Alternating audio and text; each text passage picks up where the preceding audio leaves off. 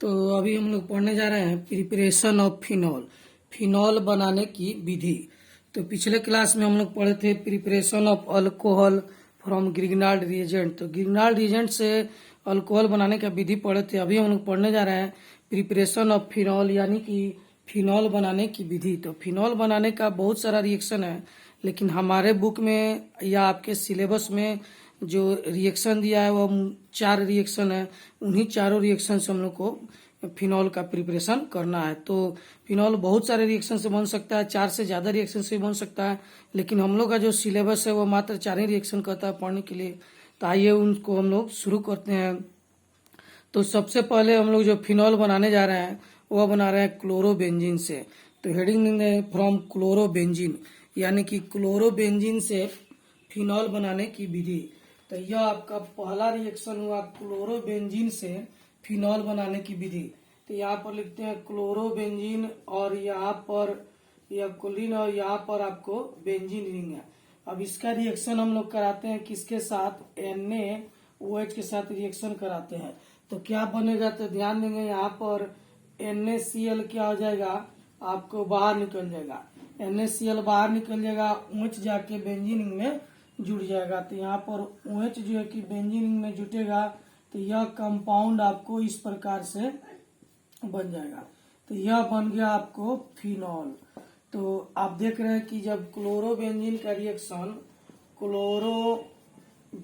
का रिएक्शन जब हम लोग सोडियम हाइड्रोक्साइड यानी NaOH के साथ कराएंगे तो फिनॉल का निर्माण होता है। तो यह पहला रिएक्शन है। दूसरा रिएक्शन आते हैं हम लोग, दूसरा रिएक्शन है फ्रॉम ओलियम। तो यहाँ पर पहला रिएक्शन फ्रॉम क्लोरोबेंजीन और दूसरा रिएक्शन है फ्रॉम ओलियम, OLEUM, ओलियम से फिनॉल बनाने की विधि। तो यह जो आपका ओलियम है उसका फॉर्मूला होता है H2S2O7। ओलियम का फॉर्मूला होता है H2S2O7। इसे कई बार एग्जाम में आपको पूछा गया है ओलियम का फॉर्मूला। तो और ओलियम में सल्फर का ऑक्सीडेशन स्टेट +6 होता है। इसको कई बार आपके एग्जाम में पूछा जा चुका है कि ओलियम का क्या फॉर्मूला होता है और इसमें सल्फर का ऑक्सीडेशन स्टेट क्या होता है। तो यहाँ पर देखा गया है कि जब बेंजीन का रिएक्शन हम लोग बेंजीन का रिएक्शन कराते हैं किसके साथ, आपको बेंजीन का रिएक्शन कराते हैं H2S2O7 के साथ NaOH के उपस्थिति में, तो यहाँ पर फिनॉल बनता है। यह आपको बन गया फिनॉल। तो यह जो है कि बेंजीन का रिएक्शन जब ओलियम से कराते हैं तो फिनॉल का निर्माण होता है। तो सवाल ये कि कैसे बन गया, तो इसका मैकेनिज्म आइए थोड़ा सा समझ लेते हैं। तो मैकेनिज्म समझने से पहले हम लोग देखते हैं, आपको यहाँ पर लिखते हैं मैकेनिज्म। तो मैकेनिज्म में आपको देखते हैं कि यह जो ओलियम है H2S2O7 यह सबसे पहले टूटता है। तो टूटता है तो क्या बनाएगा, यह बनाएगा आपको ओलियम बनाएगा आपको H2O प्लस H2SO4 बनाएगा। H2O प्लस H2SO4 बनाएगा। तो जो है कि यह ओलियम का रिएक्शन कराते हैं तो ओलियम जब टूटेगा तो क्या बनेगा, नहीं है ओलियम जब टूटेगा तो यहाँ पर H2O नहीं निकलेगा, यहाँ पर SO3 बनेगा। SO3 प्लस H2SO4 का निर्माण होगा। यह टूटता है, गर्म करते हैं। तो यहाँ पर ध्यान देंगे कि इसे जब गर्म करते हैं तो SO3 गैस बाहर निकल जाता है, H2SO4 का निर्माण होता है। यदि ओलियम का फॉर्मूला नहीं याद हो तो आप क्या करेंगे कि H2SO4 में SO3 जोड़ेंगे तो ओलियम प्राप्त हो जाएगा। देख लिया यहाँ पर H2 और यह रहेगा आपका H2, यहाँ पर S और S मिलकर बना देगा S2, ऑक्सीजन 4 और 3 मिलकर 7, यहाँ पर 7 ऑक्सीजन। तो इन दोनों को जोड़ देंगे तो ओलियम का फॉर्मूला हमको प्राप्त हो जाएगा। तो ये जब रिएक्शन होता है तो ओलियम पहले टूटता है, SO3 गैस बन के बाहर निकल जाता है और H2SO4 जो है कि इससे फिर रिएक्शन करता है। तो कैसे रिएक्शन करता है, अब अगला स्टेप में आते हैं। यह आपको रहा स्टेप फर्स्ट रहा। अब आते हैं देखते हैं इसका मैकेनिज्म का स्टेप सेकंड। तो यहाँ पर देखेंगे स्टेप सेकंड में क्या होता है। तो स्टेप सेकंड में आपको यह जो है कि H2SO4 बेंजीन के साथ रिएक्शन करता है। तो यहाँ पर आपका बेंजीन रिंग हो गया और इस बेंजीन रिंग का रिएक्शन हम लोग किसके साथ कराते हैं, तो H2SO4 के साथ। तो H2SO4 को HO और HSO3 इसको आसानी से हम लोग लिख सकते हैं। क्यों लिख सकते हैं? क्योंकि यह जुटेगा तो फिर H2SO4 ही बनाएगा। तो यहाँ पर H2SO4 जो है कि इस प्रकार से टूटता है। इसमें होता क्या है, यहाँ से H और यहाँ से OH जल बन के बाहर निकल जाता है और HSO3 आके बेंजीन रिंग में जुड़ जाता है। तो यहाँ पर आपको जुट गया बेंजीन रिंग में HSO3। तो यह आपको क्या बना लेगा, देखेंगे यहाँ पर HSO3 आकर बेंजीन रिंग में जुट गया। बाहर क्या निकला है, H2O जो है कि बाहर निकल गया। तो यह बेंजीन सल्फोनिक एसिड कहलाता है। क्या कहलाता है? Benzene sulphonic acid. Sulphonic acid. तो बेंजीन सल्फोनिक एसिड का निर्माण होता है यहाँ पर। यह जो बेंजीन सल्फोनिक एसिड आपको बना हुआ है, यह फिर रिएक्शन करता है NaOH के साथ। तो स्टेप थर्ड में आते हैं यहाँ पर। स्टेप थर्ड, तो स्टेप थर्ड में आपको देखेंगे यहाँ पर HSO3 जो है कि, और यहाँ पर आपको बेंजीन रिंग, यह किसके साथ रिएक्शन करता है? तो NaOH के साथ रिएक्शन करता है। तो इसमें क्या होता है कि Na और HSO3 बाहर निकल जाता है और OH आकर जुड़ जाता है। तो यहाँ पर OH आकर बेंजीन रिंग में जुड़ गया और यह बना लिया आपको फिनॉल। तो इस प्रकार यहाँ पर फिनॉल का निर्माण हो चुका है। यहाँ पर देखिए फिनॉल बन चुका है और यह NaHSO3 बाहर निकल जाता है। तो बाहर क्या निकलेगा? NaHSO3 बाहर निकल जाएगा, यानी कि सोडियम बाइसल्फाइड जो है कि बाहर निकल जाता है। तो यहाँ पर हम देख रहे हैं कि बेंजीन से फिनॉल जो है कि 3 स्टेप में बन रहा है। तो इन तीनों स्टेप के रिएक्शन को हम लोग एक एक करके लिखेंगे। बिल्कुल आसान है। सबसे पहले H2SO4 टूटता है, टूटेगा तो SO3 और H2SO4 बन जाएगा। SO3 गैस बन के यहाँ पर उड़ जाता है और बच जाता है आपको H2SO4। यह जो H2SO4 है, यह फिर रिएक्शन करता है बेंजीन रिंग से। तो H2SO4 इस प्रकार से टूटता है OH और SO3 में। OH और H में जल बन के बाहर निकल जाएगा और HSO3 जाकर वहां पर जुड़कर बेंजीन सल्फोनिक एसिड बना लेगा।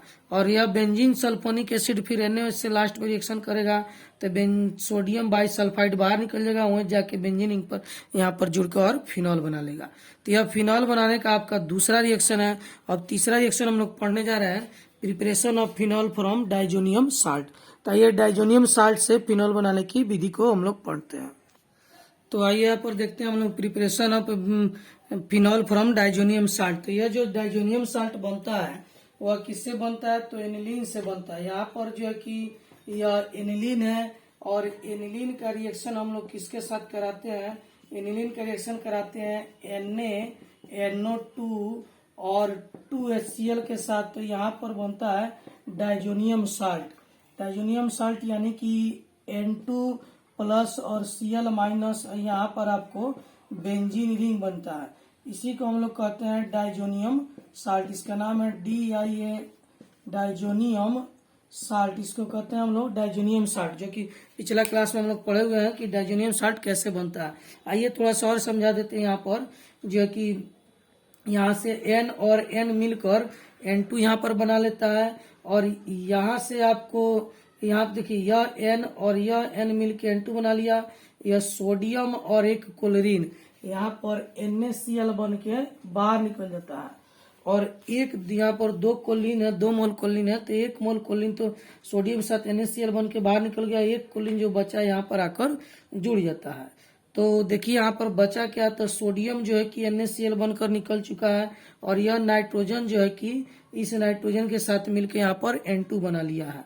तो यहाँ पर सिर्फ 2 ऑक्सीजन बचा, यहाँ पर 2 ऑक्सीजन। और फिर क्या है, यहाँ पर 2 मोल HCl लिए थे तो 2 कोलिन में से 1 कोलिन यहाँ पर आ गया और 1 कोलिन NaCl में चला गया। तो यहाँ पर सिर्फ 2 हाइड्रोजन बचा।